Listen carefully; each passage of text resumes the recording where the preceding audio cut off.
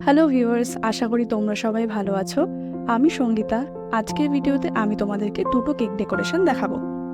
প্রথম কেকটা আমার ছিল ওয়েলকাম বেবি থিমে, চকলেট ফ্লেভারের কেক ছিল। ক্লায়েন্ট আসলে সবে সবে মাসি হয়েছেন, তাই জন্য তার বোনকে ওয়েলকাম করার জন্য ছিল এই কেকটা। যে দিদি কেকটা অর্ডার করেছিল সে আমাকে আগের দিন সকালবেলাতেই মেসেজ করেছিল যে আমি রাত্রেবেলা যদি কেকটা কনফার্ম করি তাহলে পরের দিন পাবো কিনা। তো আমার পরের দিন হাতে সময় ছিল, তাই জন্য আমি বললাম যে রাত্রেবেলা 9টার মধ্যে কনফার্ম করে দিলে আমি কেকটা করে দিতে পারবো। তো সেই অনুযায়ী সে রাত্রেবেলা 9টার সময় আমাকে কেকটা কনফার্ম করে। সেই কেকটার মধ্যে ছিল একটা প্রিন্টের ডেকোরেশন ছিল, তো আমি তাড়াহুড়ো করে জাস্ট প্রিন্টটা এডিট করেই আমি প্রিন্ট করাতে পাঠিয়ে দিলাম। তারপরে তাড়াহুড়ো করে আমি বেকটাও করে নিলাম কেকটা, কারণ সকালবেলা 12টার মধ্যে কেকটা রেডি করার কথা ছিল। তো সকালবেলা আমি সময় পেতাম না বেশি একটা, তাই সকালে উঠেই সবার প্রথমে কেকের ভিতরে ফ্রস্টিংটা করে নিয়েছিলাম, ক্রাম কোটিং যেটাকে বলে সেটা আমি করে নিয়েছিলাম। তারপরে এবার ডেকোরেশনটা করছি। তো ডেকোরেশনটার মধ্যে ছিল একটা ছোট্ট বেবির প্রিন্ট আউট, সেটা আমি আগের দিন রাত্রেবেলায় অ্যাডভান্সে করে রেখেছিলাম। আর ছিল কিছু ফন্ডেন্টের ডেকোরেশন, সেটাও আমি অ্যাডভান্সে করতেই ভালোবাসি, কারণ ফন্ডেন্টগুলো না শুকোলে কেকের গায়ের মধ্যে বসালে, যেহেতু প্রচণ্ড গরম বাইরে, ওইগুলো স্লিপ করে যায়। তো অলওয়েজ ফন্ডেন্ট কেক অর্ডার করার জন্য একটু অ্যাডভান্সে অর্ডার করলে আমাদেরও সুবিধা হয় কেকটা বানিয়ে রাখতে, ফন্ডেন্টের জিনিসগুলো করে রাখতে।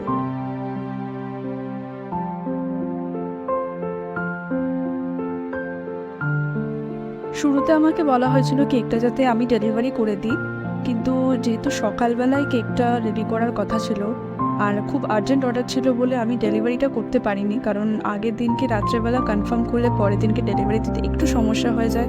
আমি সমস্ত জায়গায় ডেলিভারিটা দিতে যাই বলেই আমার একটু অসুবিধা হয়ে যায়। আগে থেকে বলা থাকলে, মানে 3-4 দিন আগে কেউ যদি বলে রাখে যে আমার এই জায়গায় এই দিনে এই সময় লাগবে, তো আমি সেই অনুযায়ী টাইম বুঝে কাজগুলো এগিয়ে রেখে গুছিয়ে রেখে আমি বেরোতে পারি। যদিও পরে এই বিষয়টা বলার কাস্টমার নিজেই বললো যে ঠিক আছে, সে বা তার বাড়ির কেউ এসে কেকটা পিক আপ করে নিয়ে যাবে। তো কেকটা রেডি হয়ে গেছে, আমি এখন প্যাকিংটা করে নিচ্ছি। এরপরেই নেক্সট কেকটা ছিল স্ট্রবেরি ফ্লেভারের কেক, একটা 1.5 পাউন্ডের কেক ছিল। কেকের কালারটা দেখে সাদা মনে হলেও এটা ছিল একটা খুব প্যাস্টেল শেডের লাইলাক কালার, খুব আইসুথিং কালারটা আমার খুব ভালো লেগেছে। তো ডেকোরেশনটাও ছিল হালকার মধ্যে খুব।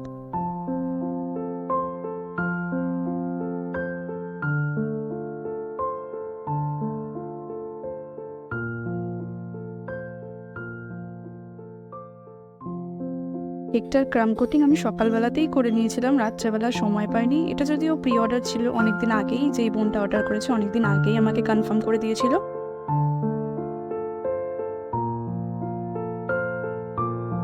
তাও রাত্রেবেলা সময় না পাওয়ার জন্য আমাকে সকালবেলাতেই পুরো কাজটা শুরু করতে হয়। তো কেকের বাইরের ফ্রস্টিংটা আমি করে নিয়েছি, এরপরে কেকের মধ্যে যে হালকা ডেকোরেশনটা থাকবে সেটা করব। যদিও বেশি কিছু ডেকোরেশন নয়, কিন্তু এই সমস্ত কেকগুলো করতেই খুব সময় লেগে যায়, কারণ খুব পরিষ্কারভাবে কাজটা করতে হয় যাতে নিটনেসটা থাকে। তো সেই অনুযায়ী প্রথমে ফ্রস্টিংটা করে নিয়ে শুধু হ্যাপি বার্থডে লেখা ছিল, সেই হ্যাপি বার্থডেটা লিখে দিলাম। আর ছোটো ছোটো ফুলের ডেকোরেশন করার ছিল, কালারফুল।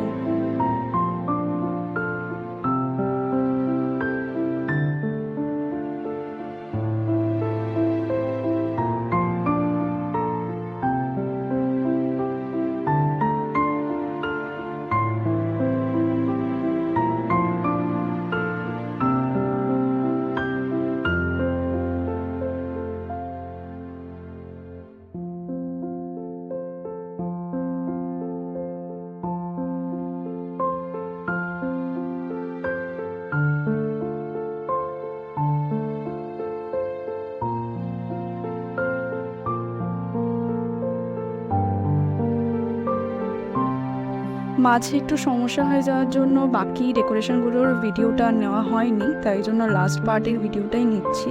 ছোটো ছোটো পার্পল কালারের 2 রকম শেডের ফুল ছিল, তো একটা শেড আমার আগেই করা হয়ে গিয়েছিল, সেকেন্ড শেডটা করার সময় আমি ভিডিওটা নিচ্ছি।